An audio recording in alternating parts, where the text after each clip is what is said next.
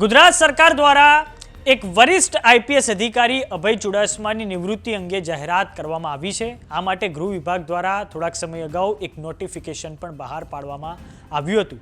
IPS અભય ચુડાસમાની નિવૃત્તિ સાથે ગુજરાત પોલીસમાં એક મહત્વપૂર્ણ અધ્યાય હવે પૂર્ણ થવાનો છે। અભય ચુડાસમા પોલીસ બેડામાં સુપર કોપ તરીકે જાણીતા છે। તેમણે અમદાવાદ સિરિયલ બ્લાસ્ટ કેસના ઉકેલમાં પણ મહત્વની ભૂમિકા ભજવેલી છે।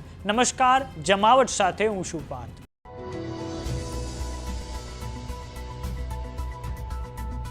ગુજરાતના પોલીસ બેડામાં સુપર કોપ અને સૌથી વરિષ્ઠ ગણાતા આઈપીએસ અભય ચુડાસમા આજે નિવૃત્ત થયા છે। સરકારના ગૃહ વિભાગ દ્વારા 30મી ઓક્ટોબર 2025ના રોજ તેમની નિવૃત્તિની જાહેરાત કરવામાં આવી છે।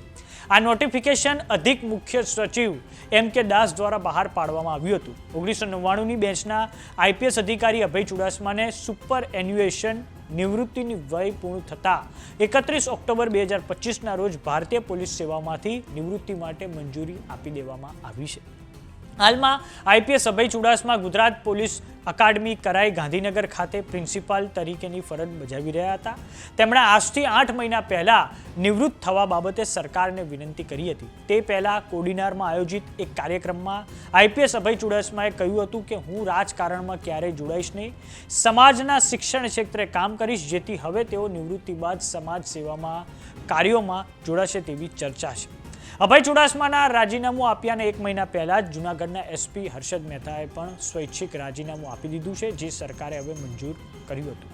આ પહેલા આઈપીએસ અભય ચુડાસમા ત્યારે ચર્ચામાં આવ્યા હતા જ્યારે તેમણે સુરેન્દ્રનગરના વઢવાણમાં કારડિયા રાજપૂત સમાજના શૈક્ષણિક સંકુલના ખાતમુહૂર્તમાં રાજનીતિમાં કારડિયા સમાજના સ્થાનને લઈને નિવેદન આપતા કહ્યું હતું કે મારે ડિપાર્ટમેન્ટમાં લગભગ 34 વર્ષ પૂરા થવા આવ્યા। આજ દિન સુધી કદી એવું નથી બન્યું કે કોઈ પણ સરકારમાં આપણા એક મિનિસ્ટર ન હોય, પણ છેલ્લી 2 ટર્મથી બની રહ્યું છે।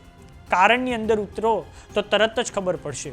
હું એવું માનું છું કે આપણી સંખ્યા જોતા એટલીસ્ટ આપણા 4 એમએલએ જીતવા જોઈએ, પણ માંડ 2 આવે છે, 2 થી વધતા નથી કદી।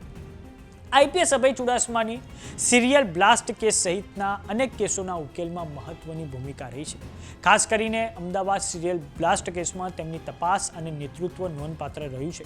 તેઓને હંમેશા શિસ્ત, વ્યવહાર કુશળતા અને વ્યવસાયિક ઈમાનદારી માટે ઓળખવામાં આવ્યા છે। અભય ચુડાસમાની નિવૃત્તિ સાથે ગુજરાત પોલીસના ઇતિહાસમાં એક મહત્વપૂર્ણ અધ્યાય પૂર્ણ થયો છે।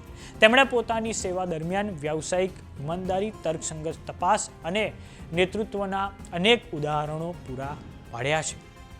તો આ બાબતે તમારું શું માનવું છે અમને કોમેન્ટ બોક્સમાં લખીને જરૂર જણાવો। જો તમે અમને યુટ્યુબ પર જોઈ રહ્યા તો સબસ્ક્રાઇબ કરો, જો તમે અમને ઇન્સ્ટાગ્રામ અને ફેસબુક પર જોઈ રહ્યા તો ફોલો કરો। સાથે જ અમારી વોટ્સએપ ચેનલ આવી ગઈ છે, જોઈન કરવાનું ના ભૂલતા। નમસ્કાર।